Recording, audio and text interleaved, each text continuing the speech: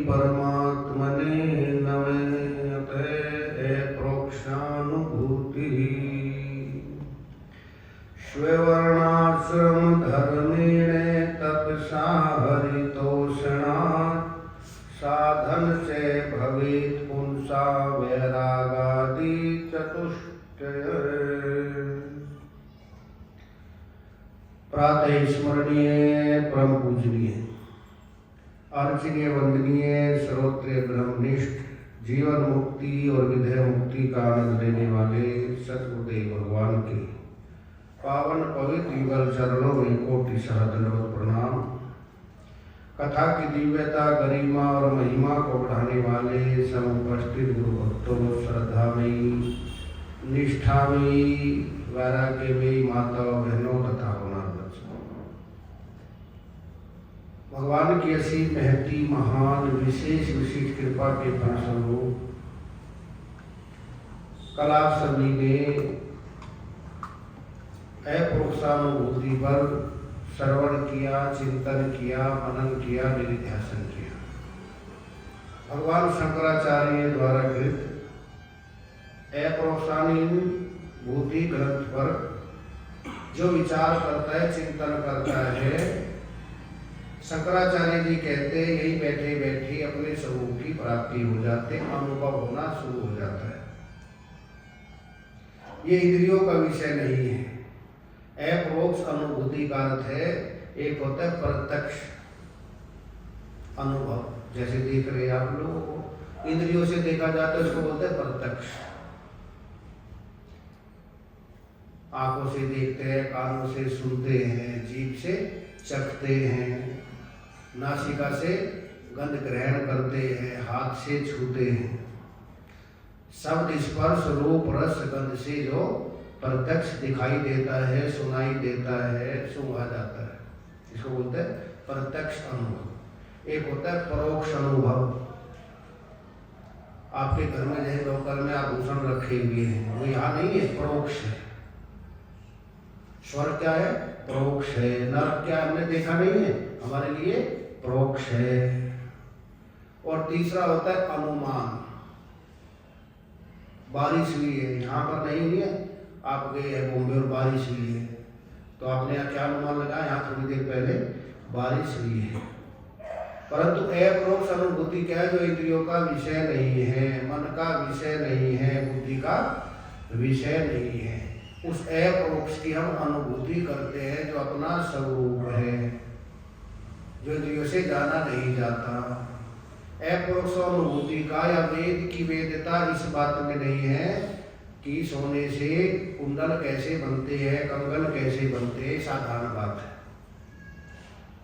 मकान बनाने में रोड़ी बजरपुर कितना चाहिए, सीमेंट से कितना चाहिए, ये नहीं बताते अप्रोक्ष अनुभूति। या वस्त्र कैसे सिले जाते हैं, ये नहीं बनाए जाते। मिल में साबुन कैसे, आटा कैसे बनता है, नहीं बताया जाता। साबुन कैसे बनता है, नहीं बताया जाता। अप्रोक्ष अनुभूति बताती है सर्व दुखों की निवृत्ति और परमानंद की प्राप्ति कैसे होती है।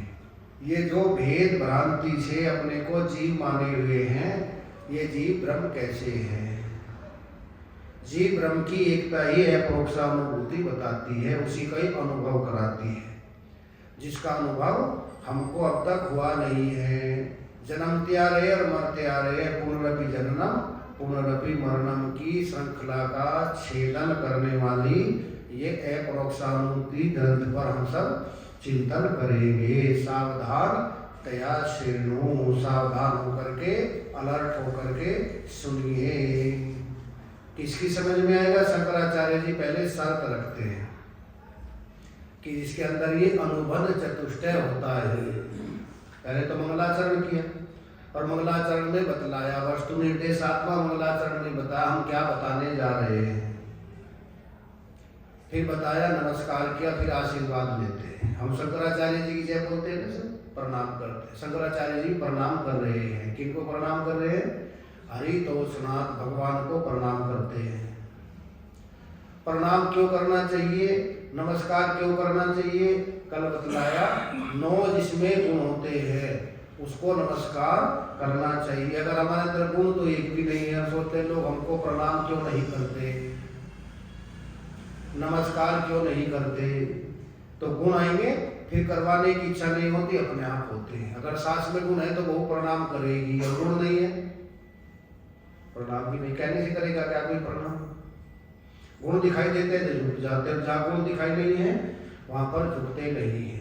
सबसे पहला बतलाया सत्संगति, अच्छी जगह जो बैठता है उसको सम्मान करते हैं, उसको प्रणाम करते हैं। सत्संग में बैठता है, बुराइयों का त्याग करते, अच्छाई ग्रहण करते हैं। दूसरा बतलाया कलंक से, दाग से डरते हैं, कोई कलंक न लग जाए, कोई मुझसे बुरा कार्य न हो जाए, सावधान रहते हैं। तीसरा बताया स्वाध्यायशील होता है, अच्छे ग्रंथों का अध्ययन करता है। पांचवा बताया जिसके तीनों सूल निवर्त हो गए। कितने सूल होते? 3 सूल होते हैं, तीनों सूलों की निवृत्ति हो गई। 3 सूल कौन से? जागृत, स्वप्न और सुषुप्ति, स्थूल शरीर, सूक्ष्म शरीर और कारण शरीर। स्थूल शरीर का सूल सबको लगा हुआ है, कोई ना कोई बीमारी है ना। कल बता, जैसे पेट में जब दर्द होता है ना तो कहते हैं सूल उठ रहे हैं। आयुर्वेद में क्या बोलते हैं? उदर सूल। ये गैस का मोला सा होता है ना, तड़कता है, तो उसको क्या बोलते हैं? सूल हो गए। ये किसमें होते हैं? स्थूल शरीर में। और सूक्ष्म शरीर का सूल क्या है? इसका है काम, क्रोध, लोभ, मोह, मद और मात्सर्य, ये सूल चुभते रहते हैं। और कारण शरीर का सूल, कारण शरीर किसको कहते हैं? एक ने मुझे पूछा, महाराज जी मेरी समझ में आ गया स्थूल शरीर क्या है, सूक्ष्म शरीर भी आ गया कि ये 19 अंग बना हुआ है, इसमें 5 ज्ञानेंद्रिय, 5 कर्मेंद्रिय, 5 प्राण, मन, बुद्धि, चित्त, अहंकार। कारण शरीर किसको कहते हैं? तो पूछा आप कितने दिन से कथा सुन रहे? बोले 20 साल से सुन रहा हूँ। बोले इसी को कहते हैं। जो 20 साल में पता नहीं चला उस अज्ञान को ही कारण शरीर कहते हैं। और अज्ञान का भी मूर्खता का सूल सबको चुभ रहा है। और सभा में कोई पूछे नहीं बता सकते तो अपमान मानते हैं ना, तो ये सूल चुभता रहता है। मैं मूर्ख नहीं कहलाऊं, है मूर्ख नहीं कहलाऊं। आपने सुना है ना, शंकराचार्य जी गए हुए थे काशी जी में, और एक गंगा जी के किनारे वृद्ध बैठे बैठे जाप कर रहे थे, रट रहे थे, डुकरिया करने, डुकरिया करने, डुकरिया करने। क्योंकि वे शास्त्रार्थ कर रहे थे, 2-4 दस तो उसमें शास्त्रार्थ ने पराजित किए। अगली बार पराजित हो गए, बड़े पंडित आ गए, तो सोच रहे थे मैं ये व्याकरण पूर्ण पढ़ के जाकर उसको पराजित करूंगा। शंकराचार्य जी ने देखा, और शंकराचार्य जी ने सोचा बुढ़ापा आ गया, डुकरिया करने पढ़ने से कोई लाभ होने वाला नहीं है। बोले पराजित करके क्या करोगे? आनंदित हो जाऊंगा। और बोले बिना उनको पराजित किए, बिना व्याकरण पढ़े अगर मैं आनंदित करने का उपाय बतलाऊं तो बता दीजिए। बोले एक ही उपाय है, नहीं नहीं रक्षति डुकरिया करने, भज गोविंदम, भज गोविंदम, गोविंदम भज मूढ़मते। गोविंद का भजन करो, अपने आप आनंदित हो जाएंगे। भगवान का भजन करो, 100 बातन की एक बात तुलसी बताए जा, जो चाहे कल्याण तो बस राम नाम लीजिए। भज गोविंदम, नहीं नहीं आसी डुकरिया करने। रघुवर की शरण में जाओ, भगवान की शरण में जाओ, भगवान का भजन करो। भजन करने में पराजित होने का कोई भय ही नहीं है। तो ये मूर्खता का सूल लगा हुआ है। और कौन दूर करते हैं? शंकर भगवान त्रिशूल लेकर के। कितने सूल है उनके पास?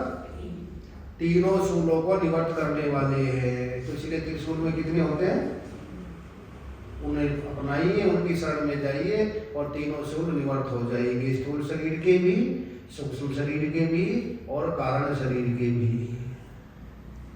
9 जिसमें गुण होते हैं उनको प्रणाम करते हैं। आज बताते स्ववर्ण आश्रम धर्मेण तपसा हरितोषणा साधनम से भवेत पुंसा वैरागादि चतुष्टय।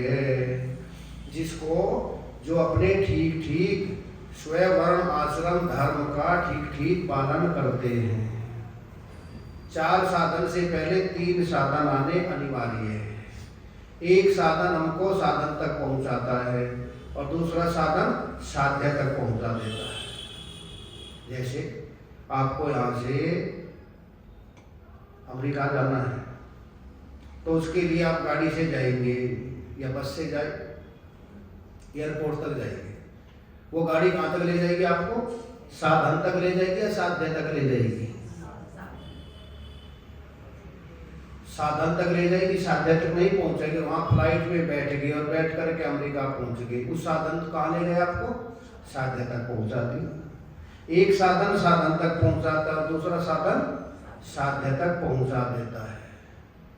इसलिए कहते हैं अगर इसको यथोक्षानुभूति का श्रवण करना है तो उसके लिए जिगरा चाहिए। क्या चाहिए? सुनने के लिए, जो अपने को मिटाने के लिए बैठा हुआ है, अपनी मान्यताओं को, अपनी धारणाओं को जो हमने बनाई हुई है उनको मिटाने के लिए बैठा है, वो सुने। चली आती है नजरे धूम से दरबारे कातिल में, किसी का सिर हथेली पर, किसी के हाथ में दिल है। यहाँ पर बताते हैं कि इसमें अपने स्वरूप को तो हम पहले से ही प्राप्त है, परंतु उसकी प्राप्ति के लिए बीच में जो प्रतिबंध आ गए हैं, प्रतिबंध का मतलब रुकावट आ गई है, अज्ञान आ गया है, वो भ्रांति से होने नहीं देता। वो मान्यता हटाने के लिए तैयार नहीं रहते, उन्हीं में जी रहे हैं। एक कहानी सुनेंगे, उसके द्वारा मतभेद और मनभेद दोनों दूर होते हैं और फिर इस श्लोक की व्याख्या करेंगे। एक जगह बहुत बड़ा आश्रम था और आश्रम में महात्मा जी रहते, बड़े सिद्ध महापुरुष थे। तो वहां पर एक बिल्ली आ गई। महात्मा जी हिंसा करना नहीं चाहते थे, बिल्ली को एक खूंटे से रस्सा गले बांध के बांधे रखते थे, जिससे वो किसी को परेशान ना करे। लोग आते थे, कोई रोटी डाल देता था, कोई दूध पिलाता था, कोई प्रसाद दे देता था। अब 3 साल बाद महात्मा जी का शरीर शांत हो गया। लोगों ने सोचा महात्मा जी में सिद्धि नहीं थी, सिद्धि इस बिल्ली में है, तभी तो बिल्ली को बांधे रखते थे। और महात्मा जी को भूल गए और बिल्ली को पूजना शुरू कर दिया। भारतीय बिल्ली थी, पूछती नहीं। 2 साल बाद बिल्ली मर गई। लोगों ने सोचा ना महात्मा जी में सिद्धि थी ना बिल्ली में, बिल्ली इस खूंटे से बैठी रहती है, इस खूंटे में ही सिद्धि थी, खूंटे को पूजना शुरू कर दिया। और आजकल ज्यादा खूंटे पूजे जा रहे, यथार्थ क्या है उसको भूल करके यथार्थ में लग गए हैं। सत्य क्या है और असत्य क्या है इसका निर्णय न लेकर के पता नहीं कहाँ कहाँ चले जाते हैं। और साईं बाबा को पूजना शुरू कर दिया। अब बीच में अभी खाटू श्याम आ गए, अभी आएगा 2 साल 10 साल से खाटू श्याम को पूजना शुरू कर दिया, भगवान है। खाटू श्याम किसके पुत्र थे? ये बरबरी किसका पुत्र थे? है जी? अब घटोत्कच किसका पुत्र था? राक्षसी का पुत्र था कि देवता का पुत्र था? किसका था? हिडम्बा कौन थी? राक्षसी थी कि देवता थी? अब उसकी मंदिर ज्यादा बन रहे हैं। तो ये तो भूल गए कि पूजा किसकी करनी चाहिए, यथार्थ क्या है, यथार्थ में लग गए। थोड़े दिन बाद शंकराचार्य जी ने बहुत किया, स्वरूपानंद जी ने परेशान। साईं बाबा का जब कम हुआ है उसको भगवान मानने लगे। हमारे इतने महापुरुष हुए, इससे अच्छा तो उनको ही मान ले। स्वामी विवेकानंद हुए, राम तीर्थ हुए हैं, शंकराचार्य जी हुए, रामानुजाचार्य जी। तो यहाँ पर कहते हैं कि उसको यथार्थ बताते हैं शंकराचार्य जी, और यथार्थ बताते हुए कहते हैं स्वधर्म तपसा हरि तोषणात्। पहले 3 साधन आएंगे, जब 7 साधन आएंगे। और सीधे आप सोचेंगे अमेरिका पहुंचे हम गाड़ी जा सकते हैं क्या? तो 3 साधन बताते हैं। कौन से 3 साधन? स्वयं वर्ण आश्रम धर्मेण तपसा हरि तोषणात्। अपने वर्ण आश्रम धर्म का ठीक ठीक पालन करेंगे तो उससे अंतःकरण शुद्ध हो जाएगा। और अंतःकरण शुद्ध होगा तो फिर ये 4 साधन आएंगे, नित्यानित्य विवेक, वैराग्य, समदमादि, सत संपत्ति और मोक्षदा। तो पहले 3 साधन जरूरी है। स्वामी रामतीर्थ कहते हैं अगर हमने 9 नंबर की पर में ठीक ठीक निकालना आ गया तो 10 नंबर की निकाल सकते हैं, और 9 नंबर की नहीं आती 10 नंबर की निकाल सकते हैं क्या? इसी प्रकार यहाँ पर भी कह रहे हैं 3 साधन जरूरी है। साधन कौन कौन से हैं? तो स्वयं का अर्थ भी 3 जगह लेते हैं। स्वयं का अर्थ होता है एक मुख्य है, दूसरा होता है गौण, और तीसरा होता है मिथ्या। तो किसका अर्थ कह रहे हैं? स्वयं वर्ण आश्रम धर्म का ठीक ठीक पालन करो। तो स्वयं का अर्थ मुख्य हो गया साक्षी आत्मा, उसका तो यहाँ पर वर्णन नहीं है, क्योंकि आत्मा का तो कोई न कर्म होता है न धर्म होता है, वो तो दोनों से अलग अखंड अनादि अनंत है। फिर दूसरा होता है पुत्र आदि जाति वर्ण आश्रम, और तीसरा होता है शरीर। शरीर क्या हो गया? मिथ्या। तो यहाँ पर लेते हैं जाति वर्ण आश्रम धर्म से लेते हैं। कई बार जैसे पुत्र पास हो गया तो कहते हैं पुत्र ने कार्य किया कि मकान मैंने बनाया है, उसके साथ जुड़ जाते हैं। जैसे भारत और पाकिस्तान का मैच है और हम क्या कहते हैं? भारत जीत गया। भारत जीता है कि 11 खिलाड़ी जीते हैं, और उसको किसके साथ जोड़ लेते हैं? ये पूरी भारत की टीम है, भारत इंडिया हार गया, इंडिया हारा है कि 11 खिलाड़ी हारे हैं, और उसके साथ सारे इंडिया को जोड़ देते हैं। इसी प्रकार ये गुण हो गया। और मिथ्या क्या है? ये शरीर है, शरीर को मैं मान के चल रहे हैं। जब तक शरीर को मैं मान के चलेंगे तब तक इसमें व्यवहार होगा। क्या होगा? व्यवहार होगा। व्यवहार जिसका ठीक है, पहले आहार ठीक, फिर व्यवहार ठीक, और फिर विचार ठीक। आहार शुद्धि सत्व शुद्धि, सत्व शुद्धि ध्रुव स्मृति। आहार शुद्ध हो जाएगा तो व्यवहार भी शुद्ध हो जाएगा, और व्यवहार शुद्ध हो जाएगा तो विचार शुद्ध होएगा। संत लोग कहते हैं जैसा खाए अन्न वैसा बने मन, जैसा पिए पानी वैसी बने वाणी, जैसी हो शुद्धि ऐसी बने बुद्धि, और जैसे हो विचार वैसा ही दिखे संसार। संसार कैसा दिखेगा? जैसी दृष्टि ऐसी सृष्टि। तो यहाँ पर कहते हैं स्वधर्म आश्रम तपसा हरितोषणा, अपने वर्ण आश्रम धर्म का जो ठीक ठीक पालन करता है। तो आपका वर्ण क्या है और आश्रम क्या है? आप ज़्यादा बैठे हैं, जैसे गृहस्थ आश्रम में बैठे, आश्रम क्या हो गया? गृहस्थ आश्रम।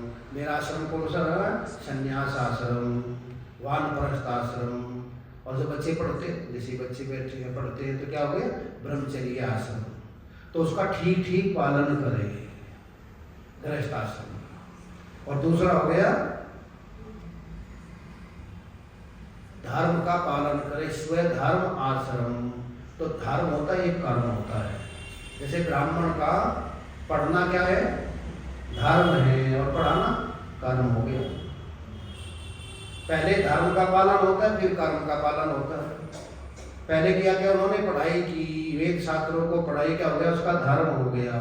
फिर उदर पोषण के लिए कर्म किया, पहले पढ़े, पूजा पाठ करने वाले, और यहाँ का मंदिर में करते हैं पुजारी, तो क्या हो गया? उसका कर्म हो गया। इससे उसका उदर पोषण भी होता है, और अपने जो धर्म का पालन किया वो भी होता है, दोनों हो जाते हैं। यज्ञ करना पहले, और फिर कराना, पढ़ना पढ़ाना, या करना कराना, दान लेना और फिर देना, तो ये धर्म हो गया। और ब्राह्मण के 9 कर्म हो गए। कितने हो गए? 9 कर्म हो गए, तो धर्म हो गया। समोदमस्तप शोचम शांति राज्य में ज्ञान वैराग्य आस्तिकम ब्रह्म कर्म स्वभावजम। ये ब्राह्मण के 9 स्वाभाविक कर्म है। गीता जी में कहते हैं 18 कहते हैं। पहले सम, मन का शांत होना, इंद्रियों पे कंट्रोल होना, समोदम तपय तपस्वी होना, क्षमाशील होना, समोदम तपय शोचम। ज्ञान विज्ञान आस्तिक, विज्ञान का मतलब जानना, विज्ञान का मतलब मानना। ये ब्राह्मण के 9 कर्म है। जो 9 कर्मों से ब्राह्मण को फल मिलता है, क्षत्रिय को 6 करने से मिल जाता है। क्षत्रिय कितने हैं? 6 कर्म हैं। और वैश्य के 3 कर्म हैं, गोरक्षय वाणिज्यम वैश्य कर्म स्वभावजम। और शूद्र का 1 कर्म है, इनकी सेवा करना सबकी। जो ब्राह्मण को 9 करने से मिलते हैं उनको 1 करने से मिल जाता है। IPS का इसका जो एग्जाम देते कितने होते हैं? 8-9 होते हैं। और चपरासी के लिए किसी की जरूरत नहीं है, क्योंकि जितना बड़ा पद है इतने उनके फिर इंटरव्यू 2-3 होते हैं, और उसके लिए कोई आवश्यकता नहीं है, ऐसे ले लेते हैं। तो यहाँ पर भी कहते हैं कि ब्राह्मण के 9 है तो उसका 1 हो गया, क्षत्रिय के 6 से कल्याण हो जाता है। भेदभाव कुछ नहीं है। तो यहाँ पर कहते हैं स्व वर्ण आश्रम धर्म का पालन ठीक करता है, और ठीक नहीं करता तो उसका कल्याण कभी होने वाला नहीं है। तो गाड़ी चलाते हैं उसमें एक्सीलेटर भी होता है और दूसरा ब्रेक भी होते हैं कि नहीं। ब्रेक क्या है? धर्म का पालन करने के लिए ब्रेक लगाओ। इसलिए हमारे यहाँ इतने नियम बनाए हैं गृहस्थी के लिए भी। त्योहार कितने आ जाते हैं ना, ब्रेक लगाओ, खाने में ब्रेक लगाओ, संयम पर ब्रेक लगाओ। आज क्या है? एकादशी है, कल थी ना एकादशी, ब्रेक लगाओ। हफ्ते में एक दिन उपवास रखो, ब्रेक लगाओ। फिर कोई नवरात्रि आ जाती है, जैसे आप पूजन आता है 40 दिन का, क्या बोलते हैं उसको, अयप्पन का आता है ना, ब्रेक लगाओ। सन्यासियों की तरह रहो, अपने आप बर्तन अपने आप साफ करो, जूते चप्पल नहीं पहनो। तो इससे क्या होगा? अंतःकरण शुद्ध हो जाएगा। आज मंगलवार है, व्रत है, ब्रेक लगाओ। तो गाड़ी चलाते हैं ब्रेक भी लगाते हैं, बीच में कहीं आती है रुकावट तुरंत ब्रेक लगा देते हैं। तो इसलिए धर्म के ब्रेक है। तो जो धर्म का पालन ठीक करता है उसको क्या आता है? फिर जीवन में उसका अंतःकरण शुद्ध हो जाता है। जिस अंतःकरण शुद्ध अंतःकरण में ये ज्ञान ठहरता है, सुन ले निकल जाएगा। और अंतःकरण शुद्ध हो गया, ठहर जाएगा, खराब नहीं होगा, वरना ये खराब हो जाएगा।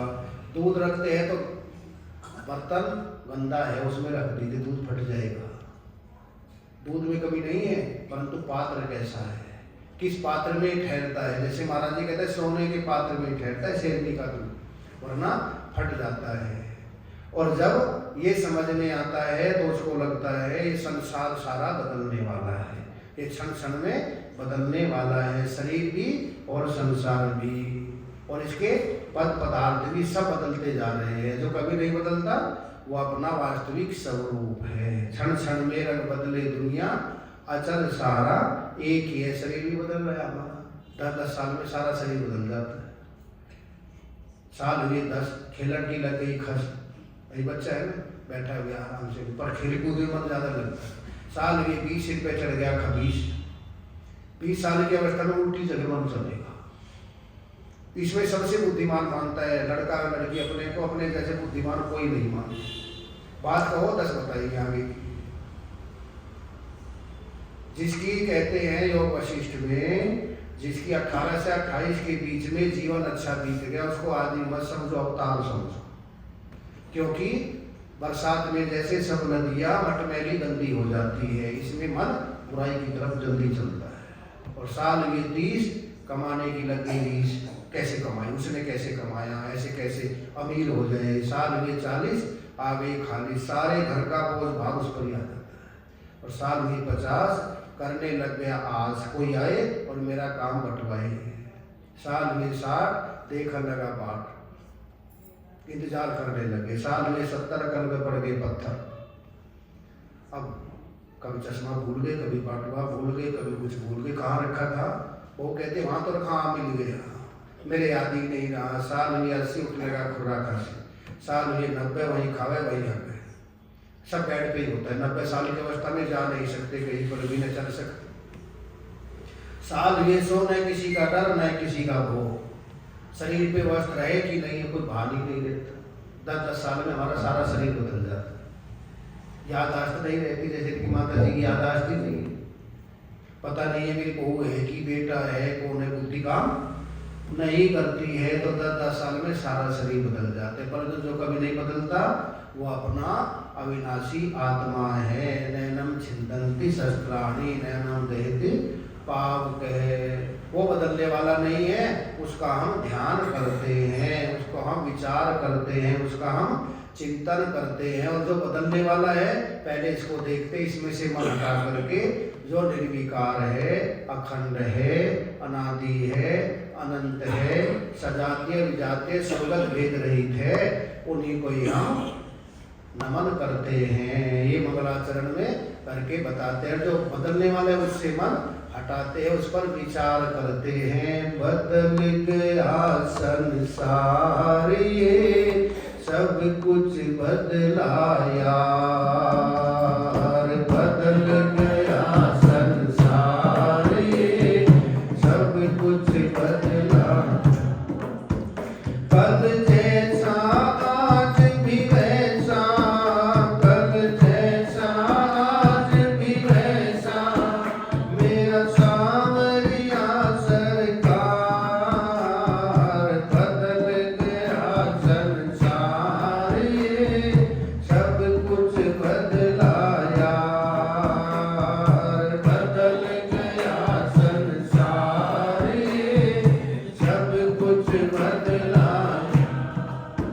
कल जैसा आज भी वैसा, कल जैसा आज भी वैसा, मेरा सांवरिया सरकार।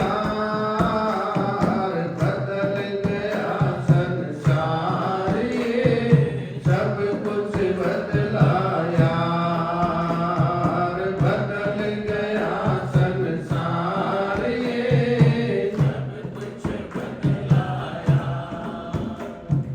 अपनों की परिभाषा बदली, बदल गया व्यवहार है।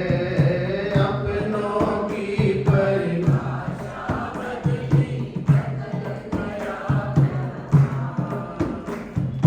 हर कोई है कारोबारी, हर रिश्ता व्यापार है। हर कोई है कारोबारी, हर रिश्ता व्यापार। अपनों की परिभाषा ही बदल गई। पहले कुछ थी, अब कुछ हो गई। शादी से पहले कुछ होता है, शादी के बाद कुछ होता है। बचपन में बच्चा कुछ होता है, लगता है माँ को सब मेरी बात मानेगा, और बड़ा होते ही मेरी आंखों का तारा मुझे आंखें दिखाता है। क्या बदल गए? अपनों की परिभाषा बदली, बदल गया व्यवहार। सारा व्यवहार कहते हैं ऐसा तो नहीं था मेरा बेटा, ऐसी तो नहीं थी मेरी बेटी, ये क्या हो गया? बदल गई। हर रिश्ता व्यापार है। रिश्ता क्या हो गया? वो भी व्यापार हो गया। आजकल तो माँ को भी उसको रखते हैं जिसके नाम कुछ हो, वरना वृद्धाश्रम में फेंक देते हैं। तुम्हारे पास कुछ है ही नहीं। टका धर्मम टका कर्मम टका ही परमम पदम, यस्य ग्रही टका नास्ति, हाँ टका टक टका। पूंजी प्रधान युग है। पास कुछ है तो बच्चों से करवा दो, नौकरों से नहीं है तो कोई करने वाला नहीं है। तो क्या बदल गई? परिभाषा ही बदल गई सारी। और सब रिश्ते क्या हो गए? कारोबारी हो गई। इसके पास कुछ है कि नहीं है। बन जाते हैं रिश्तेदार जब जर पास होता है, टूट जाता है रिश्ता गरीबी में जो रिश्ता खास होता है। तो ये सब बदलते जा रहे हैं। सब क्या हो रहे हैं? बदलते जा रहे हैं। शरीर ही बदलता जा रहा है। पहले कैसे थे, अब कैसे हो गए? अपनों की परिभाषा बदली, बदल गया व्यवहार है। अपनों की परिभाषा बदली, बदल गया व्यवहार है। हर कोई है कारोबारी, हर रिश्ता व्यापार है। हर कोई है कारोबारी, हर रिश्ता व्यापार। अपनी स्वार्थ लुटाता, अपनी स्वार्थ लुटाता, खाना भक्तों पर ये प्यार। बदल गया संसार ये, सब कुछ बदला यार। बदल गया संसार ये, सब कुछ कल जैसा आज भी वैसा, कल जैसा आज भी वैसा, मेरा सांवरिया सरकार। बदल गया संसार ये, सब कुछ बदला यार। बदल गया संसार ये, सब कुछ बदल गई है जीवन शैली, रहना सहना बदल गया। बदल गई है रहना सहना बदल गया। बदल गया पहनावा सबका, खाना पीना बदल गया। बदल सहना खाना पीना, जीवन की शैली सब बदली। पहले वाली है क्या? जो 20 साल 30 साल पहले जो पहनते थे, अब वो क्या खाना पीना? पहले क्या खाते थे? आजकल हम लोग आप खा सकते हो ये पिज्जा चाउमीन और वो क्या पास्ता मोमोज, हम क्या बोलते हैं उसको? मोमोज, और कितनी चीज बदल गई। बर्गर, बच्चों को क्या पसंद है ये, और पहले वालों को क्या पसंद था, दूसरा पसंद था। और पहनावा ही बदल गया। कैसा पहनावा आ गया। एक ने दिल्ली में पूछा, महाराज जी मंदिर जाने से क्या लाभ होता है। मैंने कहा बेटा पहले बताओ, फटी पैंट पहनने से क्या लाभ होता है। तो क्या क्या सब कुछ बदल गया। बदल गई जीवन शैली। पहले 4 बजे उठते थे बड़े बूढ़े। आपकी सास कब उठती? 4 बजे, 6 बजे, बच्चे 8 बजे, कोई 10 बजे। एक से दिल्ली में पूछा किस समय उठते, बोले महाराज जी मैं 3 बजे उठा। मैंने कहा बड़े सच कर 3 बजे उठ जाते हो? बोले 3 बजे सुबह नहीं, शाम के 3 बजे। पहले 9 बजे सो जाते थे ना, 12-1 तो आम बात है, 2 बजे तक सोते। बैंगलोर में उठते किस समय? बदल गई है जीवन शैली, रहना सहना बदल गया। बदल गई है जीवन शैली, रहना सहना बदल गया। बदल गया पहनावा सबका, खाना पीना बदल गया। बदल गया पहनावा सबका, खाना पीना बदल गया। उसे आज भी माखन भावे, और फूलों का वो हार। उसे आज भी माखन भावे, और फूलों का वो हार। बदल गया संसार ये, सब कुछ बदला यार। बदल गया संसार ये, सब कुछ बदला यार। कल जैसा आज भी वैसा, कल जैसा आज भी वैसा, मेरा सांवरिया सरकार। बदल गया संसार ये, सब कुछ बदला यार। बदल गया संसार ये, सब कुछ बदला यार। नजर बदलते देखी है, नजरों का नजारा बदल गया। नजर बदलते देखी है, नजरों का नजारा बदल गया। पैसे लेने आए तो सारी हाँ करते हैं, और बाद में देने वाला लेने वाला एक बार आता है, देने वाला 100 बार जाएगा। आंख बदलते फिर देर नहीं लगती। देते समय कुछ होती है, देते समय ये दृष्टि को पूछा था, जब यज्ञ करने के तुम्हारे पास इतना धन नहीं है, वहां पर है, वहां से ले आइए। ये दृष्टि शंकर भगवान ने कहा तो यज्ञ से बचता है ना, दूर जा तो मेरा भाग होता है। बोले आपका है तो आप रखिए। तो शंकर भगवान ने कहा ले जाइए आप, परंतु जिन आंखों से ले जाते हो उन्हीं आंखों से देना पड़ेगा। तो दृष्टि ने कहा दो है न दो, जो लेते समय आंखें होते, देते समय नहीं रहती। देते समय आंखें बदल जाती है। नजर बदलते देखी है, नजरों का नजारा बदल गया। नजर देखी है, नजरों का नजारा बदल गया। बदल गई नैया भी देखो, और किनारा बदल गया। बदल गई नैया भी देखो, और किनारा बदल गया। है असल खिवैया वो ही है, असल खिवैया वो ही, मेरा गाना लख जाता।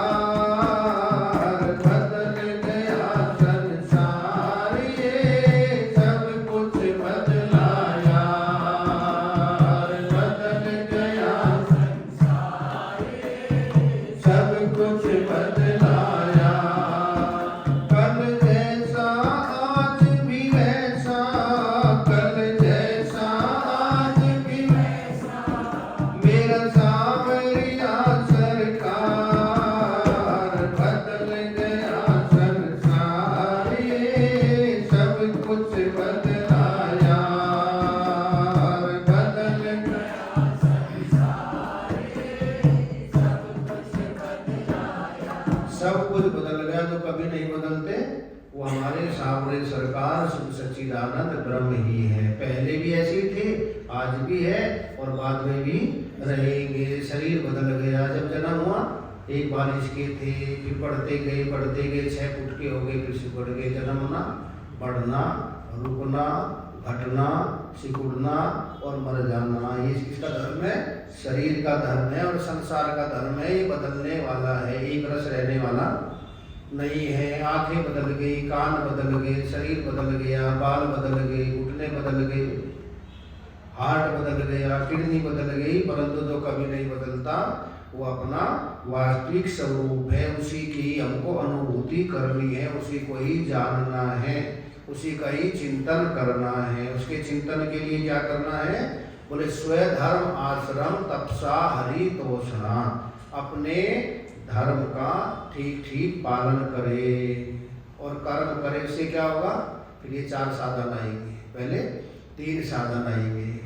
तो अपने धर्म का ठीक ठीक पालन करे। जैसे गृह धर्म है, इसका पालन ठीक करे। पालन ठीक नहीं हो रहा तभी झगड़ा होता है, तभी झगड़ा होता है। अगर आप गाड़ी से जाओ, चले बाएं चलना है ना, और दाएं चलने लग जाए और पुलिस वाले से झगड़ो, लोग भी क्या करते हैं? अगर आप थोड़ा भी रॉन्ग साइड चलेंगे तो क्या करेंगे? लोग चलना भी नहीं आता, हाथ करेंगे ना इससे, और पुलिस वाले आएंगे चालान काटेंगे, क्योंकि हमको बाएं चलना है और दाएं चलने लग जाए तो किसी गलती है। तो घरों में जो झगड़े हो रहे हैं तो 50 के बाद कौन सा शुरू होता है? वानप्रस्थ। और वानप्रस्थ का पालन हम करते नहीं, फिर भी गृहस्थ में है, तो फिर झगड़ा होता है शुरू। तो फिर रोते क्यों है? हमारी गलती है। गलती किसी की नहीं है, किसी गलती अपने धर्म का पालन नहीं हो रहा है। और जब अपने धर्म का पालन नहीं करेंगे तो फिर हमारे पर मार जरूर बजेगी, हम दुखी जरूर होंगे। मैं हूँ, आप हो या आप हो, कोई भी हो। हम संन्यास धर्म है, इसका पालन नहीं करेंगे तो लोग हंसेंगे, हंसी के पात्र बनेंगे। वानप्रस्थ है, उसका पालन नहीं करेंगे तो उसके पात्र बनेंगे। ब्रह्मचर्य लड़का पढ़ाई का समय पढ़ता नहीं है तो लोग क्या करेंगे? उसको सम्मानित नहीं मिलेगा। इसी प्रकार यहाँ पर कहते हैं अपने अपने धर्म कर्म का ठीक ठीक पालन करे। तो गृहस्थ का धर्म क्या है?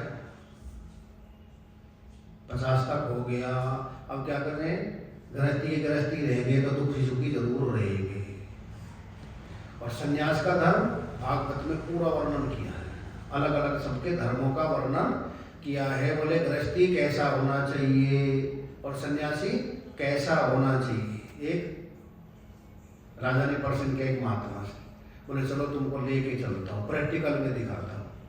तो एक जगह दोनों जंगल था, विश्राम कर रहे थे और विश्राम करते समय ऊपर कबूतर थे, कबूतरी 2 बच्चे। उन्होंने सोचा गृहस्थ का पालन करते हैं, दोनों आए बड़े भूखे हैं, इनके लिए भोजन का उपाय तो करना चाहिए। तो वहाँ से थोड़ी लकड़ी लेकर के, एक जलती लकड़ी लेकर के अग्नि जलाई और उसमें कबूतर कूद गए, ये मेरा भोजन करेंगे, इनको तृप्ति मिल जाएगी। कबूतर ने सोचा तो कम है, चलो मैं भी कूद जाती हूँ। दोनों कूद गए। महात्मा जी ने कहा देखो गृहस्थी को तो ऐसा होना चाहिए। अब सन्यासी दिखाते हैं कैसा होना चाहिए।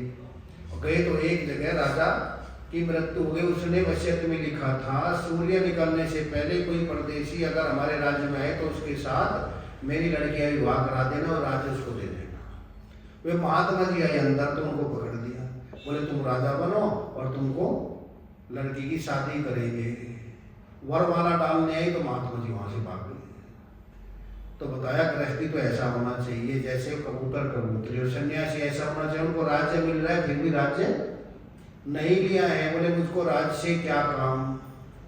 तो दोनों बताए कि इसका धर्म त्याग का है, उसका धर्म सेवा का धर्म है। कोई भी अपने दरवाजे पर आए उसकी सेवा करे, गृहस्थी का ये धर्म है। और सन्यासी का धर्म त्रिलोकी का राज्य नहीं मिले उससे भी मुख मोड़ दे, उसका धर्म है। उसके धर्म में त्याग की प्रधानता है और उसके धर्म में सेवा की प्रधानता है।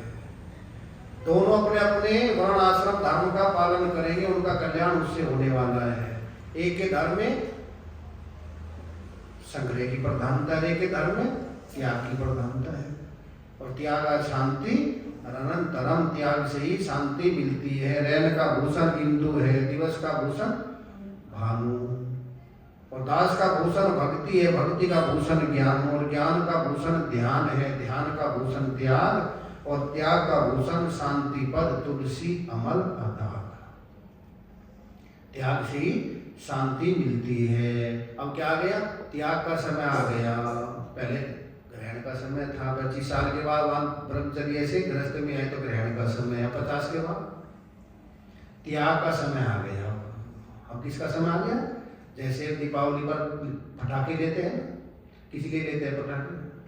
रखने के लिए, छोड़ने के लिए, और छोड़ते डर लगता है, अभी मत छोड़ना, अभी मत छोड़ने के लिए तो लेकर ही आए।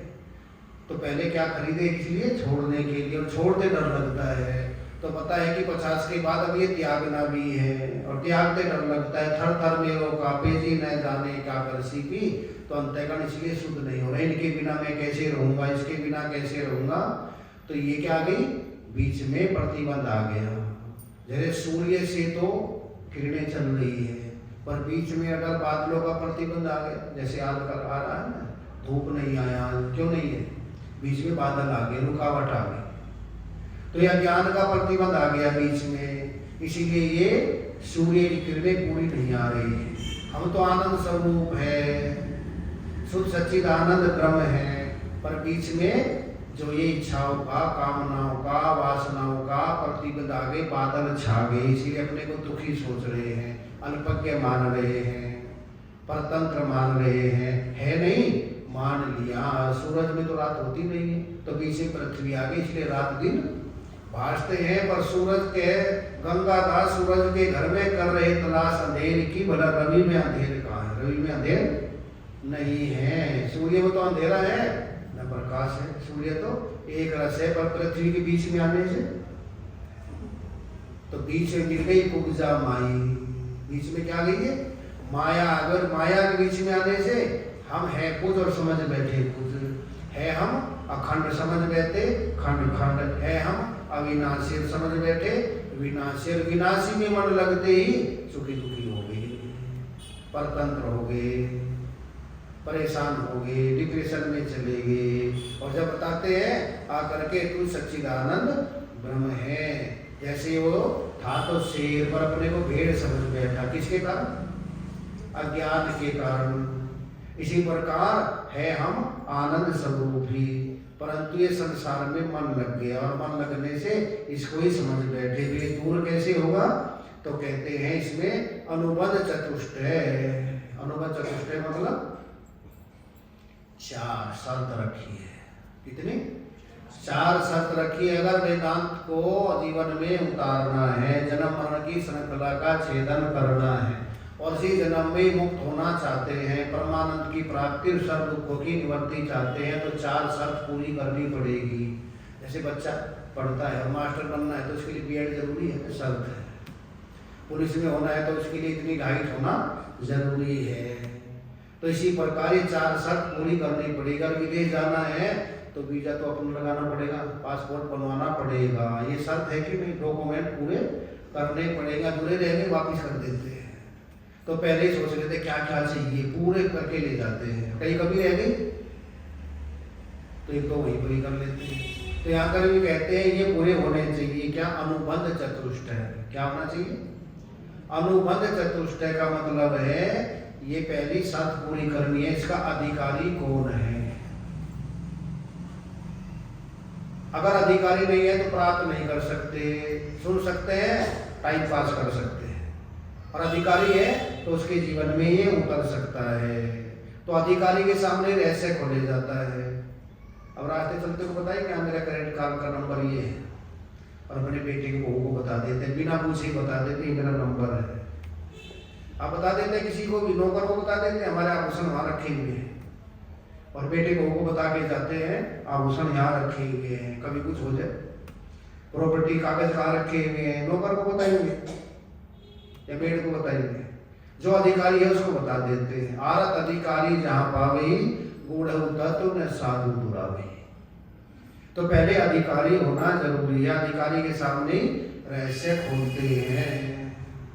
दूसरा होना चाहिए कहते हैं इसका विषय क्या है, इसका विषय क्या है। जीव ब्रह्म की एकता इसका विषय है। ये जीव ब्रह्म ही है, परंतु ये अपने को बहिर्मुखी हो गया, इसीलिए दुखी हो गया। अंतर्मुखी हो जाए तो अपने स्वरूप में विराजमान है। ना समझी से हम माने हुए हैं, परंतु है क्या, ये ब्रह्म ही है।